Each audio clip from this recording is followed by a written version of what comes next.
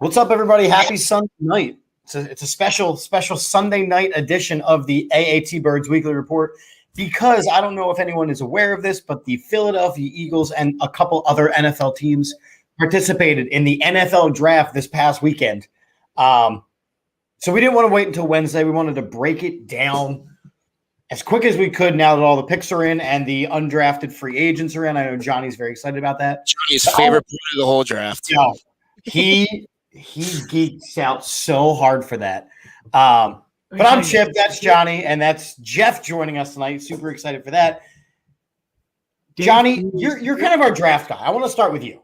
Day 3 is one of the most fun parts of the draft, in my opinion.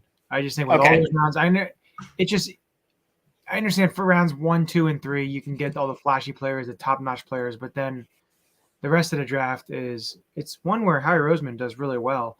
And 2, you're getting a bunch of, some players you never heard of, some players you don't know about, but you draft traits, which I like. So same thing with the undrafted. You're getting traits, you're getting guys. And one little tidbit, this undrafted class, with the extra year eligibility with COVID, there was a lot more players in this draft than would be in normal years because a lot of players took that extra year. So that's why you see a lot of the undrafted players. And with the Eagles only having 5 picks, they had to take their resources elsewhere. So, but again. Yeah, how about that? Starting with all the picks that they did and kind of maximizing their time, effort, and energy into 5 and then going absolutely ham in the undrafted free agent portion of the event.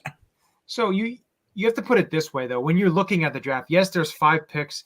You kind of have to throw A.J. Brown in there. Just you do have to throw A.J. Brown in there. I know he's not. I know you had to pay him. I know it's a lot, a little different, but he'll be 25 at the end of June.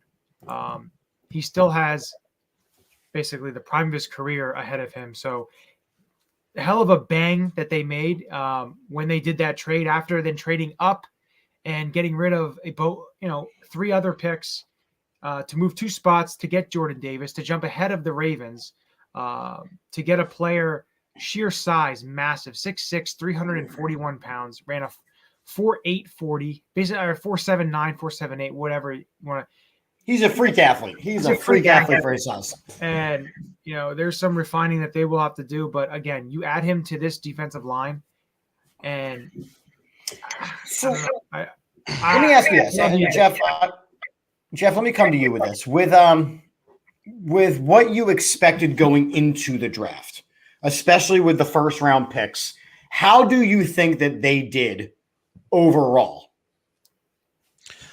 I feel heading into the draft, I give Howie an A. I'll say I don't know if we were doing draft grades later on. Sorry, Johnny didn't send me the itinerary, but look, Howie did a tremendous job with this draft, and going into it, we know how he is. And last year's draft, I would say he was able to get selections that they were able to contribute right away. So I was hoping they were going to do the same. And with the players available on the board, we know all offseason that they were aggressive with the wide receiver position. We heard the talks of them going after Calvin Ridley, them in the talks for Jalen Waddle or some of these other wide receivers that were dealt in the offseason. So you kind of knew that they were looking at the wide receiver position, and I kind of feel when Jameis Williams went off the board at 12 with the Detroit Lions jumping like they were getting a quarterback from 30 to 12, that possibly was their option. And their plan B was A.J. Brown. And like Johnny said, I'll say you have to contribute him into the draft day acquisitions because, look, and I'm kind of glad they went after A.J. Brown. I understand A.J. Brown, he's coming off a career low year, but you have to look at the team as a whole. Look, the Tennessee Titans, they're a run-first offense. You look at Derrick Henry. He is their workload. He is their monster. And then you look at who's throwing them the football. Ryan Tannehill, we know what Ryan Tannehill is. He's a turnover machine.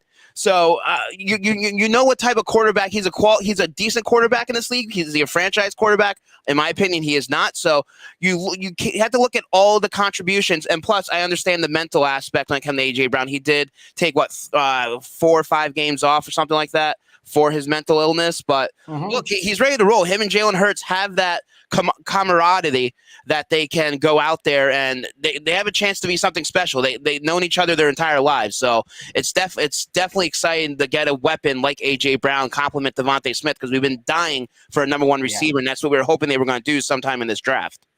And there's no doubt at all that the fact that they had to get a wide receiver. And, you know, a lot of the conversation around this Eagles offseason was, is Jalen Hurts really the guy, or is it just Howie lip service? Well, this is the ultimate situation now for Jalen Hurts to prove he can be the guy, because he went out and said, I would love A.J. Brown. And Howie went, here, have A.J. Brown.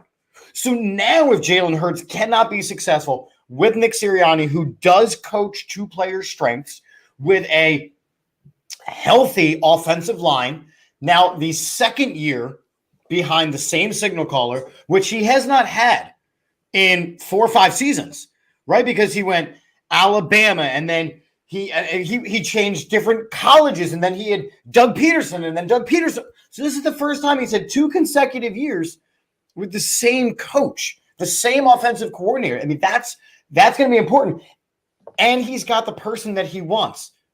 So I agree, Johnny, and I agree, Jeff, that you have to include, when you're looking at the haul that the Eagles pulled away from the draft one, you have to include A.J. Brown. And on what I really like about that is a lot of these wide receivers, because there was a run on wide receivers, like the usual quarterback run that you see was done on wide receivers. It was funny when we did our mock draft on Wednesday. I mocked Jahan Dotson to the Packers at the end of the first round. And everyone said, no, that's too early. How high did he go to the Commanders? Yeah, number 16. So there was that high value place. And with A.J. Brown, you're already getting a proven NFL wide receiver who has the camaraderie with your – I mean, I think – yeah, the picks are great and all, and getting Nakobe Dean in the third round is going to end up being the absolute steal of the draft. Absolutely. And getting, you know, Kelsey's replacement, who he himself scouted, is going to be huge. But that A.J. Brown move, that's going to be a game changer for this Philadelphia Eagles offense. But you have to look at it this way, too. When you look at A.J. Brown, you look at the offense as a whole. With Devontae Smith, A.J. Brown, then you move Quez Watkins into the 3 spot, which I feel fits in. I feel they're going to use Pascal as the number 3 and have Quez Watkins as your 4, because Pascal, he excelled in Indy as that slot receiver. So I feel with Sirianni and Pascal knowing each other's strengths and knowing each other, I feel it's going to be Pascal's job with Quez Watkins possibly getting some reps in there. But I agree that they have a lot of weapons. It's a good problem to have. They're very deep in position. We're going into this offseason. We were wondering what the hell are they going to do at the wide receiving position, especially with the demand of the wide receiver position. And I think that's why what Chip brought before, the run at wide receivers, you didn't have a lot of top tier quarterbacks in this draft. So everyone's like, what's the next position that is becoming a hot commodity in the NFL, where these teams are having to bid a lot more money in free agency for it? So a lot of these teams, they want to go young at the wide receiver. They don't want to go after these veteran wide receivers in the free agent market and tying up a lot of their cap in a position that usually is a lot of deep and a lot of drafts. I think you have to look at it this way too. What the Eagles gave up, they gave up 18 and 101 to get a soon to be 25-year-old wide receiver. And then yes, you sign him to a contract, 4 years, $100 million, but 57 of it is guaranteed. Right. But again, you look at the other trades that you've seen this offseason, and yes, massive are, longer, more ahead in their career. They're better players right now, but they're also 28 and 29 years old. So you look at the age factor and what they gave up and what they got. I felt like, it was kind of a precursor to what we saw with this draft, them getting players like a Nakobe Dean, getting players that you thought would have been a lot earlier. They're getting them, the value that they got, some players, even in the undrafted, the value they got some of these players that had, draft grades on there, and they're able to get. So I just think all in all, they did a heck of a job. Max basically says it here. We somehow traded Carson Wentz for A.J. Brown. Yep. Yeah. Because they used to pick with the Saints and then all of that. So yeah, essentially it led the Carson Wentz pick led to A.J. Brown. And it's funny to me because when the trade originally happened, and again, we're going to go through some of these picks. I know we kind of have glossed over Jordan Davis because we are so excited about the A.J. Brown pick. But when the trade initially happened, I know I was quick to tweet and go, all right, listen, I love the fact that we got him, but we gave up this, and this. Is it too much?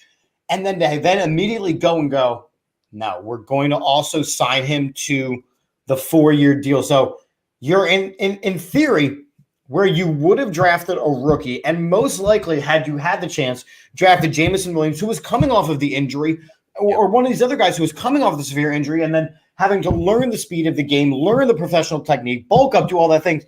In reality, you traded some picks and got in return an already proven NFL wide receiver and then extended him for 4 years. So now you have those options so that even if Jalen Hurts turns out to not be the guy, you have the other pieces in place where quarterbacks will want to be here. And as Max is saying, Max's comments are great right now. And he didn't give up any of his firsts for next year. Howie, for all the bashing that we do, and we do a lot of Howie bashing, my man, I personally think, won the draft this weekend. I look at these other franchises, and I don't think of another franchise that came away with a freak athlete in the first, a long-term replacement to a long-term player, a steal in the third round, and an all-pro wide receiver, a potential all-pro wide receiver. I'll just say this though: the Jets and Ravens had the Jets had a great draft, and the Ravens are going to Raven, and the Ravens are going to Raven. They're going to get the defensive studs. So that's definitely something. But to kind of transition, look at this draft class and look at who they picked. With the first selection, they had Jordan Davis, defensive tackle out of Georgia. Cam Jurgens in the second round from Nebraska. Nakobe Dean falling all the way to 83. I know there was a pectoral injury and all this injury, all this stuff, which he said in his press conference he's good to go. So, the rumor was that he needed surgery, and he says there's no surgery. So a lot of those teams they missed on a great opportunity to get a stud. And he's undersized, and they're talking about some of the behavior stuff. Stop it, Chip. You can be undersized, but the thing you can't teach is instincts, and the way that he flies to the ball, and he knows, and it's just it's his instincts are just top notch, and he's a first round talent. And then we all had him going in the first, and I thought he was going to go at worst late first. But the last time the Eagles had a linebacker that had a quote red flag injury that they got in the third round was 1998, and his name was Jeremiah Trotter. So he did pretty well. He did pretty well. So hopefully this kind of goes the same path as that. But and then the two 6th-round picks, you have Kyron Johnson from Kansas. Cool. He's not real big, just a linebacker, 6 foot, 235. He was at the Senior Bowl. He kind of bullied a couple of the first-round tackles. He did. I saw those videos. Those are great. And then tight end Grant Calcaterra, who was with Oklahoma, and then he retired, but then he missed football, wanted to come back. Came back with SMU. He's a receiving type of tight end. So he gives he gives J-Jaw some competition. I know really sad about that, but all in all, it's only 5 picks, but I think they did a heck of a job filling needs. And like I've said the last couple of years, you want to start building those blocks, start laying that foundation, because these older players aren't going to be here forever. You can't live off of these 30-plus-year-old players year in and year out. You have to get younger. You have to start building that foundation. And the thing for me is, you look at these 5 picks, and again, I've said multiple times what my view of where you get drafted is, right? So if you're in a first-round situation, you are contributing that year by week 2 at 3 at most. Jordan Davis, I think, can do that, and we all know that health along the lines is vital. He provides a huge body in the center. I also think it leads to us transitioning to a 3-4 defense, especially with what Hassan Reddick is capable of doing as both a down lineman and a linebacker, I see us making a move to a 3-4. It's going to pretty be quickly this season. 5-2 front. So it's a little bit different. The way it's essentially the same thing, but it's just in a different format. If you want to. Either way, putting Jordan Davis over a center is it's unfair, right? And if he can do anything along the lines of what he's supposed to be, he's going to be a dominant player in this league. And it allows for a guy like him learning under Fletcher Cox. You can't beat that. You can't beat that. Then you go to Cam Jurgens, who, when we picked him, I didn't want him because I'm like, we already got Landon Dickerson. We already got Jack Driscoll. We already got all these young linemen, and Nakobe Dean was still on the board. Then you start to hear, okay, Jason Kelce basically personally scouted this guy. He goes, this guy is me 10 years younger. And I went, say less. I will trust you explicitly, Jason Kelce. Cool. And then the fact that Nakobe Dean, so Cam Jurgens, you expect to contribute by next year, right? By the end of this season, by next year, he's a second round pick. Then for Nakobe Dean to have fallen all that far, where I typically go third round picks, you want them contributing by their second season. This is a guy with first round talent. He's a steal in the third round. And then Cryon Johnson, sixth round, Grant Calcaterra, if they turn into anything, special teams, that's just it's house money at that point. It's house money at that point. You got 5 guys that you heavily targeted, and then you got A.J. Brown in the first round, essentially. Howie did he did a great job. Yeah, he did a tremendous job. And the one thing I liked about this draft is the one thing we complained about Howie Roseman before last year was he's a guy that stays where he's at. He was never aggressive. Now, we have 2 years in a row where he's trading up to get the guy that they want. Now, the question is, when it comes to the Davis pick, is this going to be a similar situation that we're going to be saying 5-10 years from now, where we're going to be saying, should have they taken Kyle Hamilton or Jermaine Johnson instead of Davis? I'll say there was two of the highly touted offensive or defensive players on the board and that were scouted in this year's draft that they had the opportunity to take, and that's where a lot of people thought that they were going to go after. That the Kyle Hamilton on the board, a guy that's rated a top 5, top 10 prospect, and another Earl Thomas, Brandon Graham situation. So nothing against the Davis kid. I would say he does have his knacks, and there's a lot of things that are going against him. Like, look. The fact that he reportedly had gained, 15, 20 pounds in a week between the playoff game and the national championship, the conditioning's concerning. So hopefully the Eagles conditioning coaches and the defensive coaches can get that dude handled and say, hey, look, this ain't college anymore. These are the pros. If you want to be a stud player in this league and a potential all-pro, Hall of Fame, or whatever his goals may be, you have to stick to a dot. You have to stick to a plan, because that's the one knocks in his game is the fact that his conditioning, he's only in for first and second down because of the lack of the pass rushing aspect to it. But I agree with you, Chip. The fact that they're going with this pick, they're going to that, like Johnny said, the 2-5 or the hybrid defense, especially the fact that they're listing Hassan Reddick as an outside linebacker in the depth chart currently. So, and this is great things for Jonathan Gannon. Last year we wanted to criticize him that he wasn't blitzing enough and he wasn't aggressive enough. Now he's getting to the pieces in place to put this defense together to be more expensive. Yeah, and here. Have the things that you want. By the way, Max, I have to critique you here. Joe Montana was pretty good. So was Justin Tuck, who also is a Notre Dame player. Hold on. I'm going to drop a Joe Montana, and you went Justin Tuck. Little Super Bowl champion. The two are not the same. I was going kind of recent. You were going way back in the 70s. I'm going to the greatest guy. And by the way, but I will say and just real quick, I said Joe Montana. He's a quarterback, you idiot. I will say Kyle Hamilton being in the Ravens defense, he was already the guy's probably going to make the Hall of Fame now. Exactly. I mean, it's okay. I think he's going to do well there. And then the comparison, nothing against Brandon Graham. Look, he helped contribute winning us a Super Bowl. He's a fan favorite. He's an Eagle all-time great. But when it comes to when his career is over and done with, he's not going to be considered for a Hall of Fame career, where Earl Thomas, on the other hand, is. So that's basically the comparison that I was trying to get at. And with Jordan Davis, with what you said with the conditioning, this is where you're a professional now, and I feel that college little little lax because they can't keep an eye on you 24/7. I know they can't in the NFL either, but again, it's a job now. They have professionals to do all that. But what you said with him on first and second down, if you look at the Georgia defense, Georgia had the most players drafted ever in a draft. Yeah. They had guys like Trayvon Walker. They had Devontae Wyatt.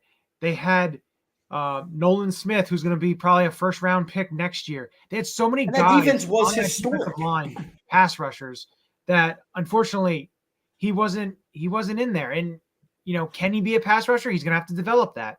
He's a 22-year-old kid. So the fun part about it is he now can be able to get into an NFL defense and be able to develop, because their defensive line coach, Tracy Rocker, actually recruited him to Georgia. Mm-hmm. Yeah. So that was a neat little thing that I saw with that too. But here's what I like, right? Jordan Davis, I don't see him screwing up as a Philadelphia Eagle for one reason and one reason alone. His mom won't let him. His mom is a huge Philadelphia Eagles fan and a school teacher. You better believe she's going to be breaking out the ruler and slapping his hand when he goes to reach for that next set of French fries. Like we're not playing that game.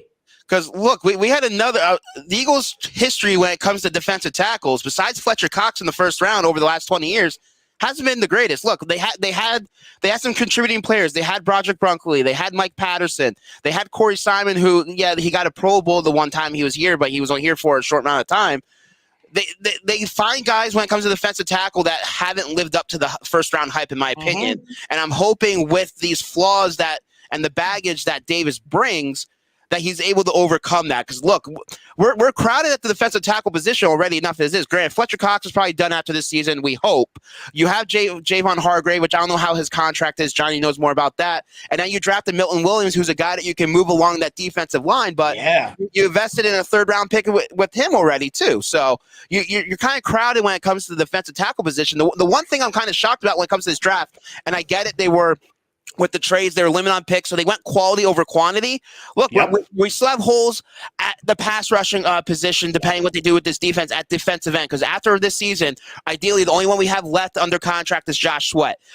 You still don't have an opposite corner of Darius Slay. You really haven't addressed the safety position, which I understand everyone's hoping to get Tyrann Mathieu, but apparently the New Orleans Saints are going after him heavily. And after Howie's comments that he has the confidence in Anthony Harris and Marcus Epps to fill that void. So I get And Kayvon. And I get it. Rome wasn't built in a day. This is, like Johnny said, these are the blocks in place that we need to build towards getting back to being a Super Bowl contending team. So it's going to take a couple of years. But when it comes to your defensive unit, and the strengths of your defense is the defensive line and getting pressure after the quarterback, you really didn't make any upgrades or solidify long-term at that position.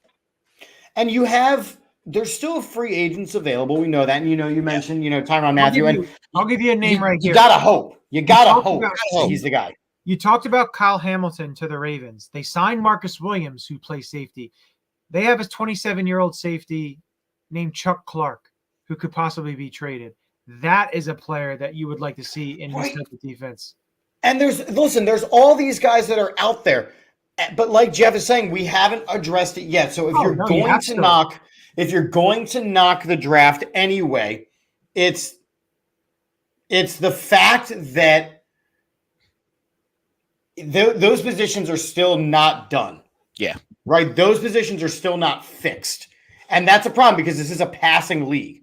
This is a passing league, and you absolutely cannot go in there with just Darius Slay and Avonte Maddox in the slot. You need an opposite corner. Yeah. The other position that they did not address, and I was hopeful, they didn't address punter. They didn't address punter. And that's a problem because Cyprus was not good enough. And you literally had punt God available. Yeah, but again, you didn't have many. By the time they came up, after they did a trade to trade back, I think he went to the Buffalo Bills. He went before you. So, unfortunately, you weren't able to get him. And I know a couple other punters went before him, the one for Penn State, Jordan Stout and everything. But that is a position you'll have to address as well. But again, after the draft, this veteran free agent market, after tomorrow, 4 p.m., it doesn't count no longer against the compensatory picks, which you're going to start seeing the free agent start to ramp up a little bit. So that's something to keep an eye on because this team isn't done yet. There's still holes on the field on the team that you're still going to need to address. You're still going to need to patch with some veteran free agents. So that is definitely something that the Eagles know that they're going to be out there, and I do expect them to sign, a couple players. You see them do it every year, but speaking of a couple players that they signed, Johnny, I know you're very excited for this portion of the night. Undrafted free agents. So I don't know a lot about a lot of these guys, except that some of them have really great names. Like William Dunkel is my new favorite player. I need to get my Dunkel jersey. You should. So starting from the top and going from left to right. The first guy, Mario Goodrich, he had a 5th to 6th round grade. Dropped out, 6 foot, around 180 pounds. He started, in my opinion, I think a lot of the games you watch, he had better games than Andrew Booth, who went 42 to Minnesota. So he didn't start all that much until last year, just because with Clemson, the team is absolutely loaded. So he didn't start that much. So I think he's a guy that can fight for, if they don't sign any more corners, not saying they won't sign a veteran corner, he could potentially fight for that second starting cornerback job. Really? He was given $217,000 guaranteed, which you don't give to undrafted free agents if you don't think that they're going to make the team. A couple of the guys were given stupid amount of money in terms of an undrafted free agent. Some were given more than what 7th round, 6th round picks make.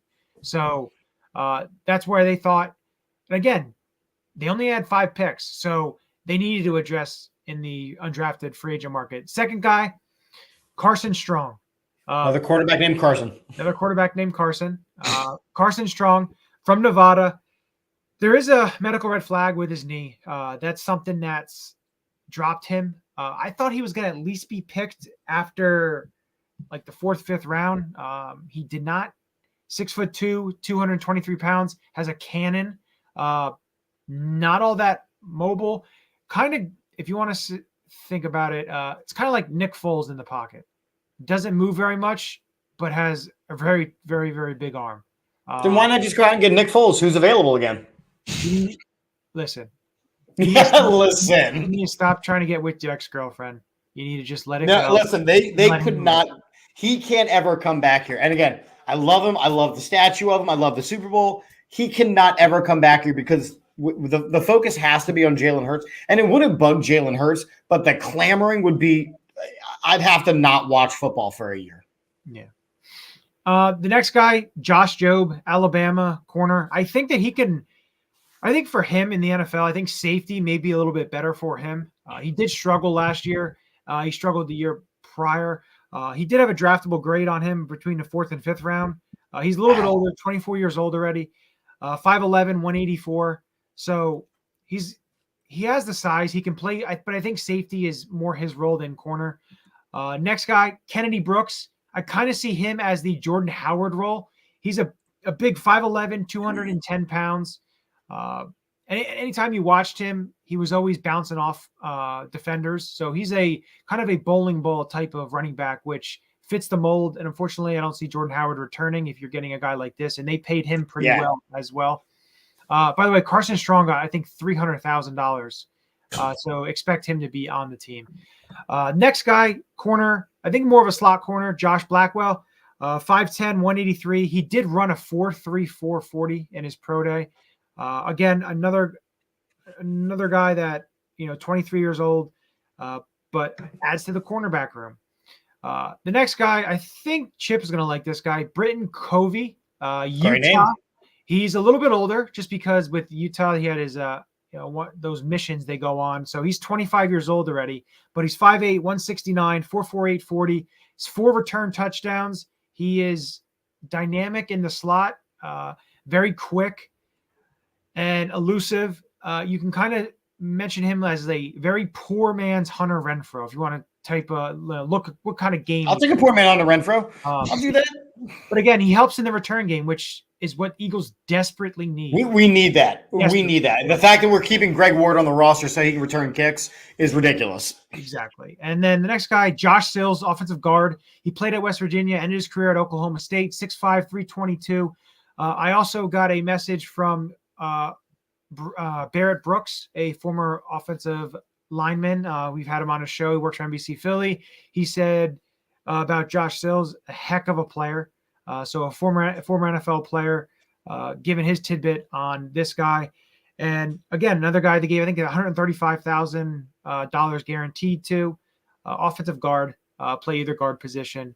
The next one, a little surprising, another quarterback, E.J. Perry, from Brown, 6'1", 211. Another guy had a late round draftable grade. He played at the East-West Shrine Bowl, has a little bit of quickness, a little bit of elusiveness to him. But again, this opens up the opportunity. If you're going to have a guy like E.J. Perry and Carson Strong, Minshew may be a tradable commodity. I want to ask about that real quick. So looking at the fact that Minshew is still on the roster, and we know we're interested in potentially trading him because he wants to be a starter somewhere, and he even asked so himself. Getting guys like Carson Strong and E.J. Perry, neither and even Minshew, none of them have the same athletic ability as Jalen Hurts. Not a one of them. So is that something to read into, or is that I don't know. You look at, for example, with Atlanta, right? You have Mariota as the quarterback, and who do they take? They take Riddler, or Ritter, or whatever the guy's name is. Riddler. Whatever. They run the same type of offense. They're the same kind of athlete, though, right? So you teach them the same exact damn thing. It doesn't seem like they're doing that here. Well, Carson Strong's, of course, he's a different quarterback. E.J. Perry, I will disagree with you. Disagree with you on that. E.J. Perry ran a 4.65 40-yard dash. Got it. So he's athletic. That's what I needed to know. He's very, very athletic. So he's a type of player that can. I'm not saying he can run the offense like that, but he's not a slow-footed quarterback. Again, next guy, Reed Blankenship, safety out of Middle Tennessee. He had another guy with a draftable grade, 4'5", 140, 6 foot, 203. He did have an ankle injury, a pretty serious ankle injury. So again, that's most likely why he dropped. But again, he's a guy that can blitz off the edge, can play in the box. A player that's going to play on special teams. He's gonna. I'm not going to say he's going to make Kayvon Wallace, scare a little bit for his job, because he may not even make the team either, but he's that type of player. Next guy, absolute massive human being, Noah Ellis. His brother, Christian Ellis, is on the team. Noah Ellis is 6'4", 346 pounds. So again, this leads you into the 5-2 type of defense, them getting these big body type of defensive linemen, space eaters, if you want to call them. Yeah. But he is another guy. I thought he would be a late round draft pick, and he was not, out of Idaho. Bryce Harper solo home run. Sorry.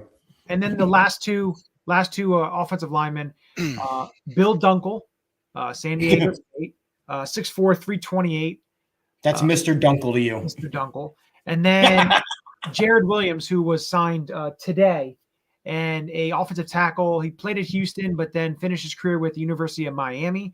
6'5", 323 pounds. I believe he, at his pro day, hurt his pec doing the bench press. So again, could have been another medical red flag why he fell. And again, a lot of these guys have knocks on them, and it's why they're undrafted free agents.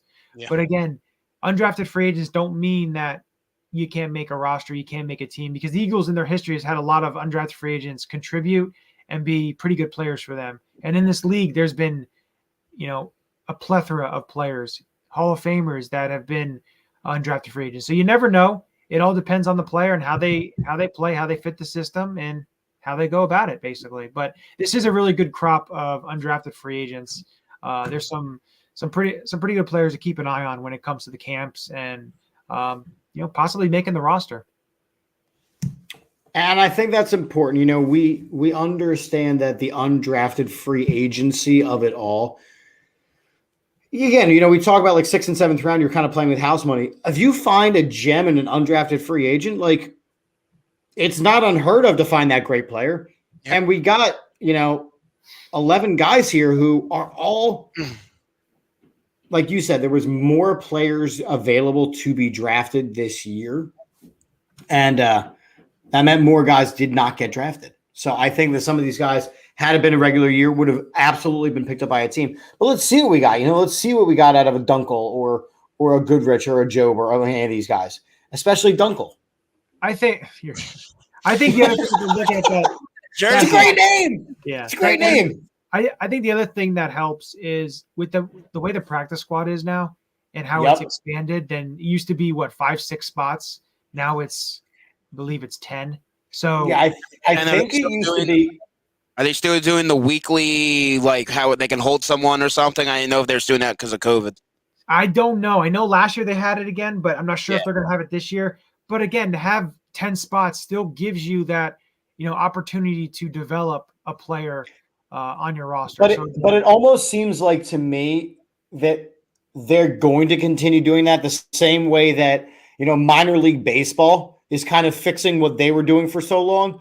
And, you know, they've got guys, you know, kind of stashed aside, and then you've got who are just quickly called up, and they're paying them for the full year, and they're putting them in the hat. Like, they're kind of fixing that because you look at some of these other pipelines. The XFL is not going to be a pipeline. The USFL is not going to be a pipeline. Like, if you're going to sit a season on the practice squad, it's because you're better than the guys who are putting themselves out there in these other sham football leagues. Yeah. It's these other leagues, they're giving people opportunity to hopefully be able to, you know, live their dream. But again, the way that in the way the Eagles are building the roster right now is they're trying to get these young players. They did it last year too, getting players like a Landon Dickerson and Milton Williams last year, and now Jordan Davis and Cam Jurgens this year, you know, getting players that are going to be the successor to your veterans that you have on the roster. So, and you know, there's a lot of decisions for the Eagles to make because there's a lot of players that potentially be trade bait. So, who are you possibly talking about that should be trade bait? I'm talking about. I know who you want me to say, but I'll say everyone else besides him. I'll say Andre Miller, Isaac Seumalo, Nate Herbig, Jalen Reagor. See, there you go. I said it for you. My very favorite thing that is, you know, they've been saying for days and days and days is the fact that, oh, well, now the Eagles are willing to hear offers about Jalen Reagor, and Jalen Reagor can go out and look for a trade. Nobody wants him. Oh, they did. Again, looking at stats, because occasionally I'll come across something. They said that out of, I want to say since like 1970, every first round wide receiver taken, there's some stat with that. Jalen Reagor is in the bottom 3 in like 4 different categories in their first 4 years in the league. Yeah. It's not just bad. It's not just bad. It is inexcusable. And they go, oh, well, we'll take. Nobody was even willing to offer a conditional 7th round pick. At this point, you could not trade Jalen Reagor for a broken crock pot from This Is Us. At this point in time, who knows? Something might happen in mini camps. Something might happen in training camp where a wide receiver goes down and someone might be desperate enough or see some potential in him. You might be able to get like a late round, 6th, 7th round conditional pick for some reason. But ideally, he's sticking out this rookie deal or he's getting cut. I hear you when you say that, but I'm like, why would you go ahead and get Jalen Reagor on your team when a guy, and again, he's a basket case, but Antonio Brown is still out there. I would take a crazy Antonio Brown over Jalen Reagor. Why would you take Jalen Reagor when 48-year-old Terrell Owens is catching passes in the, you know, fan football league or whatever? He's catching touchdown passes from Johnny Manziel. Like, there are better options out there than Jalen Reagor, and the options. Like, if I was to say, oh, well, Terrell Owens, you know, Hall of Famer, you know, he's out there. people would look at me and go, "You're nuts." Oh, well, Antonio Brown, he basically did a little striptease on the sideline and, quit on his team because he's a better option than a first-round pick still in his rookie contract who has done nothing over the course of his career. And I think that's the difference between those aging veterans compared to Jalen Reagor. Yes, those two definitely have probably more athleticism than Jalen Reagor, but a lot of teams they're going to look at the age factor. He's still young. He's on a rookie contract, so Larry Fitzgerald is still out there. I agree. I don't get me wrong. I agree with you that those guys are probably better options, but I'm saying other teams, the fact that the Eagles have no leverage when it comes to trade discussions for Jalen Reagor, if they just want him off their roster and maybe get some possible late-round compensation, the Eagles are going to take it. So a team might take a flyer on him rather than pay an aging veteran a higher contract than what Jalen Reagor is making. And exactly. I think the thing with Jalen Reagor, though, is that he's 23 years old, and if there's a team that says, you know what, we can develop him, we can do it. We've done it with other receivers. You're going to take that shot. He needs it. They might blame coaching. They might blame the quarterback play. Who knows? If there's no, they won't. Who are they going to blame? Come on. Who are they going to blame on Jalen Reagor's failure? Howie Roseman. Nope. Who are you talking about then? Us. Well, yeah. The fans. The Eagles fans. Yes, the Eagles fans are why Jalen Reagor could never find success here. And as soon as he goes, we're going to hear it. Yep. We're going to hear it in the tell-all book that no one will read. Yep. But I do truly believe that Jalen Reagor needs a change of scene. So whether that's, we're not going to release him because the money is, we can't have that much dead cap space. But I do see him being inactive a lot this season because he's the 5th or 6th best receiver on this team right now. And he doesn't play special teams. He doesn't play special teams because we've seen him play special teams and we know he doesn't play special teams. Nope. So he's the 5th or 6th best receiver. And think about that. He is a former first-round pick. So the money is why you can't cut him. Yeah. But in reality, you need to change the scene for this kid. You need to change the scene for this kid. For his sake and our sake, so we can just move on from him. Yep. Yeah, and you may see it. Like I said, there's decisions for this team to make. Still early in the offseason. We have mini camps coming up in a month. We have training camp in a couple months. A lot of things can happen between now and then. Yep. True. Exactly. All right, real quick, go around the horn, 30 seconds or less, and then we'll wrap this up. Give your official draft grade for Howie Roseman and the Philadelphia Eagles. Johnny, we'll start with you. I'm going to go with an A just because of what they did when you're looking at the draft. And, A.J. Brown is involved in that just because of what they did. Jordan Davis, Cam Jurgens, Nakobe Dean.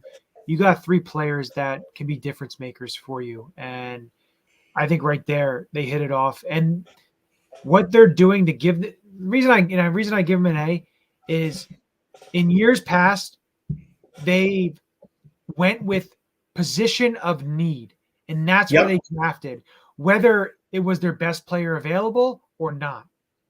This is them going BPA, best player available, because in the second round, when you're drafting a center, when you have a Jason Kelce already there, I know he's there 1 year, every year depends on if he's going to retire or not. But again, he is there next year. You're drafting a center to sit behind him, essentially. You're going best player available. You're not reaching for a corner or reaching for correct and everything like that. So for me, they stuck to script. They doing what they said they were going to do, best player available. And like I said, I liked a few of the undrafted free agents they got. So all in all, I think they had a very successful 3 days. You sure know how to follow directions, Johnny. He said 30 seconds, not 3 minutes. Well, I have to get mine in. No, it's all good. But yeah, I agree.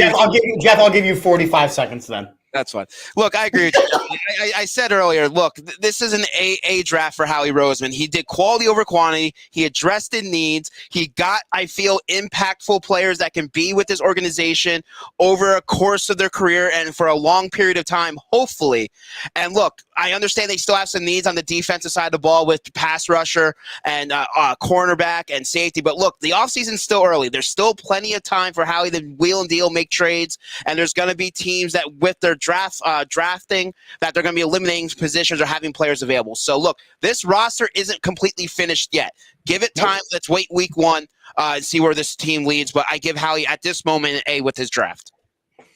And I agree. You know, I'm in the A category as well. For me, I judge an entire offseason. Again, as you mentioned, the offseason isn't done. But is the team better by week 1 than they were when their season wrapped up? And you can't even question it. This team has gotten significantly better since we walked off the field in Tampa back in January. So for me, this draft is an A. If Nakobe Dean turns out to be any kind of level of a first-round talent, it's an A+. Great. Yeah, I agree with you. Real quick, fun little tidbit, because I wanted to use the word tidbit too, Johnny. I know you used it about 40 minutes ago. How I had to sneak it into. 262 players taken in this NFL draft. What major collegiate program did not get even one player? The University of Texas. Hook 'em horns, how the mighty have fallen. Yep. And another little tidbit for you. Damn it. I wanted to be the last tidbit. You tit-for-tatted me. No, you brought that up. And the Penn State Nittany Lions had the most selections in the Big Ten, more than Ohio State with 8. Who had the worst draft? I have an answer, but who do you guys think had the worst draft? Patriots. Agreed. Oh, what the hell were they doing? Fuck if I know. I don't know what Belichick's thinking at this moment. I'm sure whoever they pick is going to turn into superstars, though. For sure. But what the hell? That's not going to be what happens, because if you go back and look at their last 5 drafts, it'll make a lot of sense. It'll make a lot of sense what this draft is. Yeah. Because remember, their cornerback that got paid by the LA Chargers, J.C. Jackson, he was an undrafted free agent. So they do a lot of their work the other ends. Malcolm Butler, another one. Undrafted free agent. They certainly do a lot of their work from the other end. That's for damn sure. But yeah, the Patriots is Patriot. That's rails. Patriots are going to Patriot. So look, this has been the Wednesday night weekly report on a special Sunday night. We wanted to talk about the draft. This week, tomorrow night, I know the Sixers are playing, so we might do the halftime thing again for Chip and Drip. What else is going on in the network? I think we're doing a Wednesday show as well. The Wednesday show, we'll play it by ear. Maybe the Eagles will make a free agent move or not. We'll see. Maybe we can talk about possibly, who we'd like to see the Eagles sign. Do maybe a short show like that, but we'll think about it and we'll post if we're doing a show or not. So keep everyone, keep your eyes on the notifications. We will post if we are doing a show. So just keep your eye on that. And I know. Besides that, we have Across the Pitch. That's always, every single week. We have Birds, Beers, and BS every single week. We have the Fandemonium shows, which post every Saturday. We just posted a great one with Gail Saunders from 4th and John, so make sure you're checking that out. And we release new episodes every Saturday. What am I forgetting here? Bridges show. Burning Bridges. This Sunday. It's Sunday nights. Every other Sunday night, 8:30. Are you doing this Sunday? Because this coming Sunday is Mother's Day. Is Hannah going to let you do that? So this is what we're gonna figure out what we're doing with that. Whether we're gonna do it later, everything. I'll talk to Jeremy. He's been trying to get guests on every week, so definitely keep your eyes out. He's got some pretty fun guests, former NFL players, people he's talking to for the show. So keep your eyes on that. There's some fun shows coming up this summer with Burning Bridges. All right. And as always, we have an amazing set of sponsors that we always want to give shout outs to. So Statement Games, a fun free twist on fantasy sports. Please make sure you are checking them out. Of course, we have the AATSportsNetwork.com/shop with our new set of players. I'm sure Johnny has new sets of designs burning around in his mind, so there might be new material coming out pretty soon. Symbol, the stock market for sports, symbol.com. Use the code AATSports when you sign up. And then do not forget Vinny's Pizza and Restaurant, located off of the Iroquois Trail in Allentown in the Old Town Shopping Center, vinnyspizzapa.com. And also in the Old Town Shopping Center is Stuff to the Grills, same spot. So you have your lunch and your dinner, stufftothegrills.com. We also have Triple Threat Bets at TripleThreatWagers.com. And make sure you are liking, subscribing, and sharing all of our wonderful posts. Gentlemen, am I missing anything? I don't think so. No. Cool. Well, it's been real.